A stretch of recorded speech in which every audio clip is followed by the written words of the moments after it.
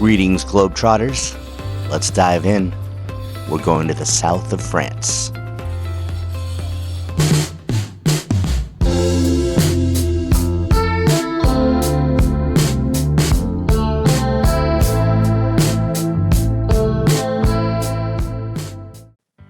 Hey everyone, it's Scott and welcome to the Itinerary. On today's itinerary, we are visiting Marseille, France. This was the second stop on this Mediterranean cruise as we sailed in from Livorno, Italy. Our day started next to the cruise terminal gate, which was steps away from the cathedral. We walked through some neighborhoods before ending up at the Old Port waterfront area. Marseille is the second largest city in France, and right away you feel how different it is from its northern counterpart, Paris. Life moves a little bit slower here. The pace is calmer, more lived in, more local. And when you sail in on a cruise ship, as I did on the MSC Meraviglia, you see that side immediately. Marseille has a massive industrial port, so chances are your ship will be docked among cargo vessels, ferries, and working ships that keep this region running.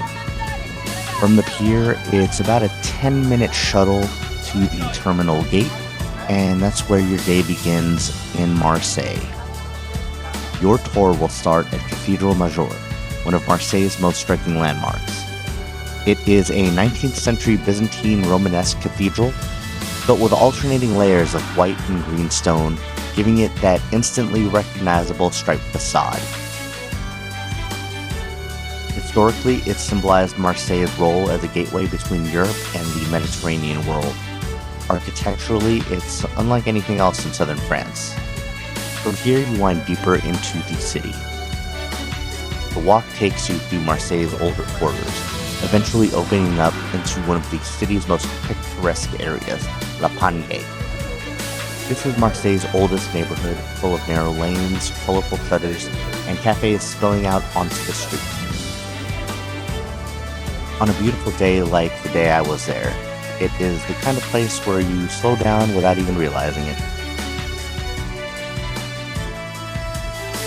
There were so many charming restaurants, I really regret that I didn't have a moment to spare to sit down and enjoy dining in Marseille. Regarding French cuisine, I missed out on trying Marseille's famous dish, bouillabaisse, which is a bummer because I really wanted to. It's a classic French fish stew that fishermen originally made from their leftover catch. The rich broth is loaded with saffron, fennel, and orange zest, and it's traditionally served with toasted bread and a dollop of rouille, the garlic saffron mayo.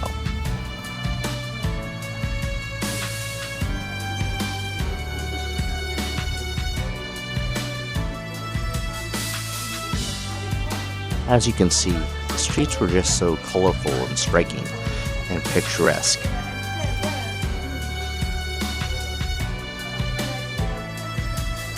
Le Panier is clearly a old-fashioned, very pedestrian-friendly neighborhood, though it is a bit uphill in some areas, so do mind that and be aware.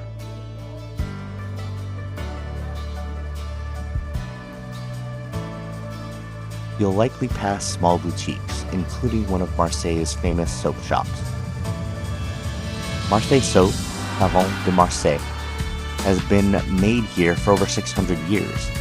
Traditionally, it's crafted from olive oil and natural ingredients, and it became a staple across Europe for its purity and durability. Today, it's one of the city's signature souvenirs. Legally, traditional Savon de Marseille must contain 72% vegetable oil. Historically olive oil, though some modern white variants use palm or coconut. Eventually, the streets open up to the waterfront, the heart of Marseille, the Old Port or Vieux Port. This is where the city breathes. Fishing boats, open-air cafes, and that unmistakable Mediterranean light reflecting off the water. It's a perfect place to sit, relax, and let time pass you by. Marseille has plenty of modern areas, but the Old Port still feels like the city's soul. And tucked into its history is a brief but important chapter from World War II. Parts of the old port were heavily damaged during the war, and the neighborhood was reshaped in the years that followed. Today, it's a blend of old charm and post-war reconstruction.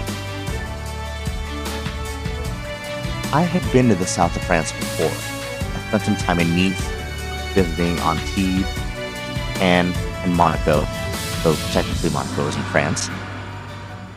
The classic French Riviera. Those cities feel polished, glamorous, almost cinematic. Marseille, by contrast, feels more homey, more comfortable and lived in. Less Riviera sparkle, more everyday Mediterranean life. And that's what makes it unique.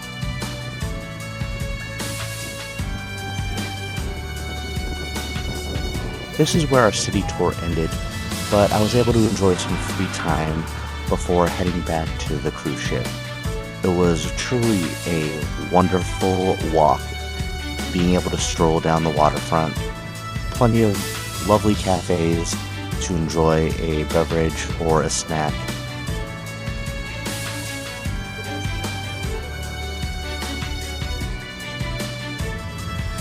As you wrap up your day and head back toward the cruise terminal gate, you'll pass one of Marseille's quirkiest sights, the Bleu de Chine statue.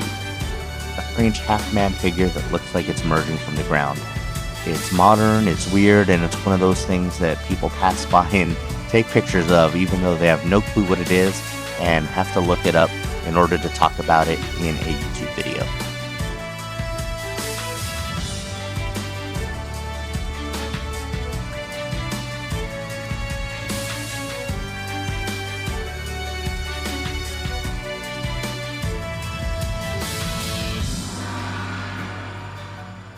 And that's it for today's video. Please consider liking and subscribing if you enjoyed yourself or got something out of this.